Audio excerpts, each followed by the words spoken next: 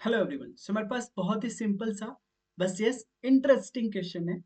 Find the vertices of triangle whose sides are √13, √20 and √17 and hence find the area of the triangle.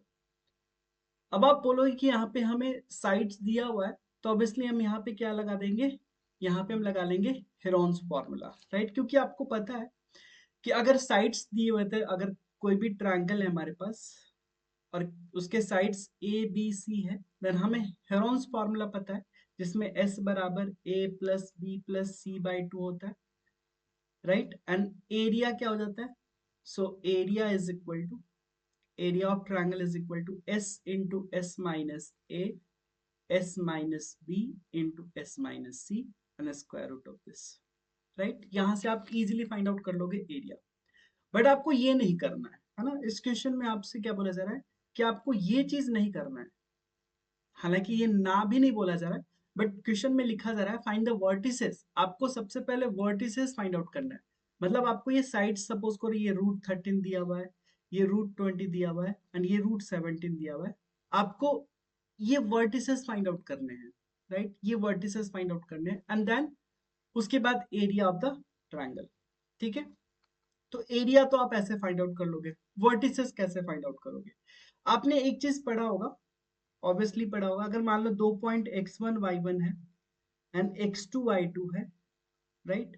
सो अगर मान लो ये point P है, ये point Q है, तो इन दोनों के बीच का distance PQ x2 minus x1 या x1 माइनस x2 का whole square and plus y2 minus y1 का होल स्क्वायर होता है और इसका स्क्वायर रूट, ठीक है। और यही अगर आप मान लो, इसको आप मान लो A मानते हो, इसको B मानते हो, इसको C मानते हो, है ना। तो ए बी आपको दिया हुआ है √17। दैट मीन्स आपको क्या करना है कि √17 को स्क्वायर के टर्म में लिखना, मतलब स्क्वायर प्लस सम। तो हम ऐसा कर सकते हैं 1 स्क्वायर प्लस 4 स्क्वायर, ठीक है।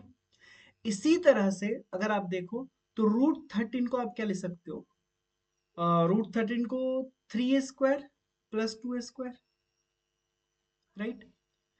इस तरह से अगर 20 को देखें तो √20 बराबर क्या हो जाएगा, √20 हो जाएगा आपका 4 स्क्वायर प्लस 2 स्क्वायर, ठीक है। तो ऐसा कुछ सोचना होगा आपको, है ना। ऑब्वियसली अगर बात करें तो कोऑर्डिनेट तो इसके बहुत सारे हो सकते हैं, कोऑर्डिनेट तो बहुत सारे हो सकते हैं ना। बट कुछ अगर सिंपल सा सोचा जाए, सपोज करो कि हमने एक कोऑर्डिनेट सिस्टम ले लिया और एक वर्टेक्स हमने बाय डिफॉल्ट 0 0 ले लिया। क्यों ले लिया, क्योंकि आपको पता है कि ये अगर 1 स्क्वायर लिखा है तो आपने जरूर 0 - 1 का होल स्क्वायर किया होगा। 4 स्क्वायर लिखा है तो 0 - 4 का होल स्क्वायर किया होगा, या 0 - 3 का होल स्क्वायर किया होगा, 0 - 2 का होल स्क्वायर किया होगा, तभी तो और डिस्टेंस बन रहा है ना। तो कोई एक हमने ले लिया, कोई एक वर्टेक्स हमने 0 सेट कर लिया, ठीक है। अब देखो, अगर इस पॉइंट को आप लेते हो तो यहां से आपको क्या मिलेगा, यहां से अगर पॉइंट की बात करें तो यहां से पॉइंट आपको या तो 1,4 मिलेगा या फिर 4,1 मिलेगा, राइट। जैसे मान लो कि हम लेट से ले लेते हैं 1,4, ठीक है।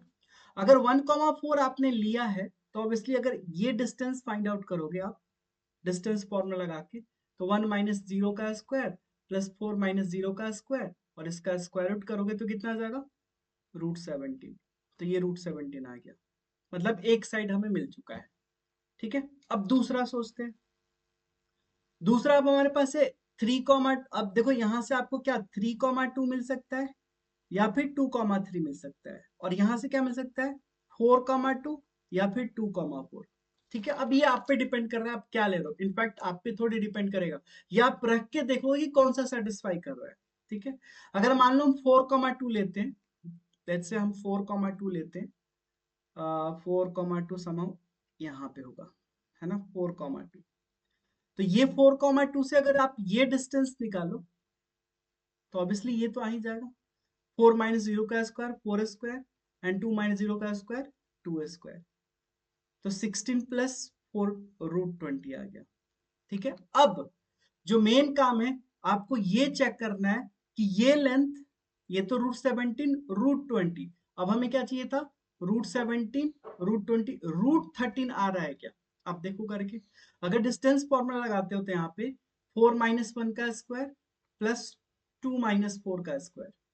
दैट मीन्स आपको क्या मिलेगा, 4 माइनस 1 का स्क्वायर 3, दैट इज 9, एंड यहां से 4 आ गया, मिल गया हमें √30, तो ये हो गया √30, राइट। अब अगर मान लो आपका √30 नहीं आता तो आप 2,4 लेकर देखते, या यहाँ पे 4,1 करके देखते हैं, है ना। ऑब्वियसली बहुत सारे वर्टिसेस हो सकते हैं, अगर 0 0 नहीं लेते हो, अगर मान लो x1 y1 x2 y2 x3 y3 लेकर करते हो, तो उससे आपके पास देखो 3 वेरिएबल हो जाता है ना, 3 वेरिएबल और 3 इक्वेशन बनता, वो बहुत लेंदी हो जाता। लाइक आप मान लेते कि x1 y1 है, ये मान लेते x2 y2, और ये मान लेते x3 y3।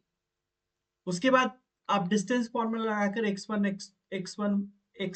x2 में x3 x2 में ये बहुत सारा इक्वेशन मिल जाता है आपको डिस्टेंस फॉर्मूला लगा के, राइट। बट अभी हमें पता चल चुका है कि ये जो वर्टेक्स है हमारा कौन कौन सा हो गया, 0,0 1,4 एंड 4,2। अब आप एरिया जानते हो, एरिया ऑफ ट्राइंगल क्या हो जाता है, डेल्टा से अगर डिनोट करते हो 1/2 मॉड डिटरमिनेंट x1, है ना, that is 0, y1 that is 1, x1 x2 and 1, ऐसे करते हैं। 3 वर्टेक्स है ना, ऐसे लिख लेते हैं।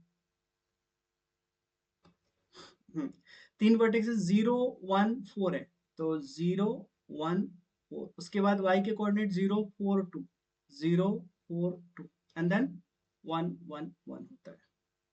अगर आप इस डिटर्मिनेंट को एक्सपेंड करो तो ऑब्वियसली 1/2 डिटर्मिनेंट ये 1 के अलोंग एक्सपेंड हो जाएगा, मॉड लगाया हमने ताकि एरिया नेगेटिव आए भी तो पॉजिटिव हो जाएगा, तो 2 into this, so 2 and minus 4 4 जा 16, तो ये हो जाएगा -14 का मॉड, तो 14 हो जाएगा, 14/2 दैट इज 7, यानी यहाँ पे एरिया क्या हो गया, 7 स्क्वायर यूनिट। तो इस तरह से आप फाइंड आउट कर सकते हो, राइट। अब आपके पास एक क्वेश्चन है कि अगर मान लो हमने ट्रायंगल का साइड ले लिया √13 √17 एंड √2 ले लेते हैं, ठीक है। हमने ये 3 साइड लिया है, ठीक है, एक ट्रायंगल है जिसका हमने √17 √13 एंड √2 ले लिया है। सबसे पहले आपको बताना है कि क्या ये ट्रायंगल के साइड हो सकते हैं, क्या एग्जिस्ट करेगा, और एग्जिस्ट करेगा तो आपको वर्टेक्स फाइंड आउट करना है, और वर्टेक्स फाइंड आउट करने के बाद आपको एरिया फाइंड आउट करना है, राइट।